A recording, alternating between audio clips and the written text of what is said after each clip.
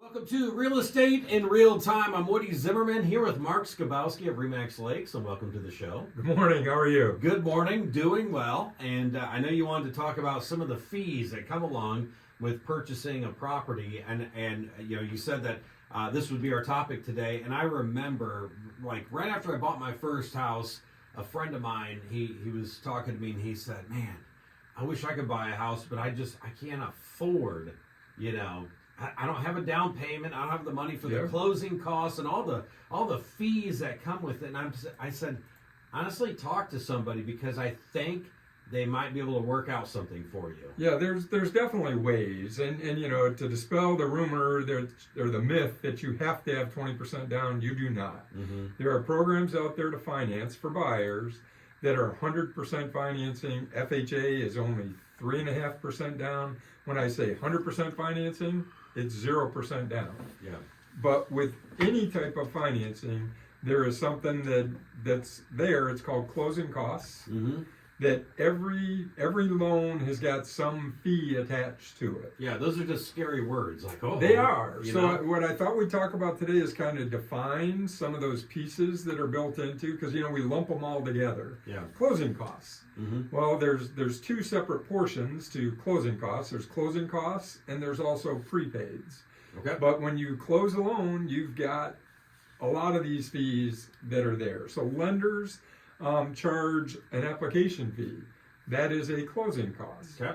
Right? So if you get an accepted offer, you go meet with your lender and you're going to make application for the mortgage, they're going to charge you for doing that application. Now, what's the charge for? I don't know. They're checking your background. They're doing a credit report. Guess what? You get to pay for that. Mm-hmm. That is a closing cost. Okay. So loan application, credit report, there's something that's called loan origination fee. Mm-hmm. And a loan origination fee is where you're paying the lender to originate your loan. Okay. In many cases, it can be negotiable. Depends on where you're at in the credit spectrum, how good of a credit risk you are, those kind of things. It doesn't hurt to ask, hey, can you adjust that fee? Mm-hmm. Everything's negotiable when it comes to real estate. So if you don't ask, you don't receive. Sure. So the appraisal is considered a closing cost. Yeah. So, the items that I've just mentioned, those four things, those are typically paid by the buyer up front. Many lenders will not order the appraisal unless you've paid for it. Yeah. So, part of that preparation for buying a home, which is, really what we've talked about forever. You're getting ready to buy a home, get ready. We've done numerous shows on get ready. Mm-hmm. Part of that getting ready is to have some money set aside. Because even if we can negotiate with the seller to pay some of those fees on our behalf as a buyer, you're going to order an appraisal, got to pay for it. Right. The seller is going to credit you if you go to closing, but when you order the appraisal, your lender is going to expect to be paid. Right. Because they got to pay the appraisal. Okay. They have to pay the appraiser. So there are some fees that you're going to have to pay up front. So you need some cash. Mm-hmm. in the bank before you go and buy a home. That's the importance of getting ready, being ready. Yes, you can buy no money down. You can, but you need some money anyway. You need earnest money, right? When you submit an offer, I'm earnestly interested in buying the house. Mm-hmm. So home inspections, those can be considered part of a closing cost. If you're going to have the house inspected, even if we negotiate that the seller's going to give you some money back, at closing, they're going to credit you at closing. The inspectors want to be paid up front. They do. Because they've done the work. But that's some of the best money that you can spend. It is good money. It is money that absolutely you should spend. Yeah. If you're buying. Gone are those days with the wild, wild west, the COVID era, where you just, I don't want to do any inspections. I just want to win the house. I'm going to buy it. Yeah. So, closing costs, those can be a significant expense to a buyer if you aren't able to negotiate to have the seller pay them. Okay. But like anything, it's a double-edged sword. If your closing costs, and I'm going to say $5,000, we'll talk about averages and things, but if your closing costs are $5,000 and you have somebody who's written an offer that's exactly the same as yours and is not asking for the seller to credit back that $5,000, you are $5,000 in the hole when you start out. Yeah. Period. you are behind a person who has got those closing funds available. Now I get it, not everybody has them, and there's always been a way to get it done. It just may take longer because you have to find a seller that's reasonable, that will pay those costs for you. When I say reasonable, if you're brand new on the market and you've had 15 showings and you have 10 offers, is a seller likely to take the offer that's asking them to pay closing costs? Probably not. No. Just like they're not likely to reduce their sales price right out of the gate when they have multiple offers. It's just not going to happen. Mm-hmm. So, from a buyer standpoint, if you can have money set aside and not have to ask for so much in closing costs, you're actually in a better position to purchase, to win, meaning getting an accepted offer. Yeah. And the audience that we're really talking to here is the audience that's got a lot of competition in it. And in our market right now, that's anywhere from 180 to 300,000, and I know that's a broad range, but there's a lot of people that are looking for homes in that market. Right. And even though inventory has increased and there are more homes in that marketplace, there's still a lot of people out there looking to buy. So you've got competition. Yeah. So the better you can be prepared when you go in to write that offer, the lesser closing costs that you would need the seller to pay on your behalf, the better off you are. And after the break, I'll give an example of one I have on one of the listings that I've got right now. Okay. Where a buyer came in and asked for some pretty extreme closing costs. Okay, you're listening to Real Estate in Real Time. We'll be right back. You're listening to Real Estate in Real Time. I'm Woody Zimmerman here with Mark Skabowski of Remax Lakes, and we're talking about closing costs. And you have an example that you wanted to bring up. Yeah, so, unfortunately, veterans who are trying to use VA financing, if they do not have dollars set aside to pay their closing costs, there are some things related to a VA loan that are pretty expensive.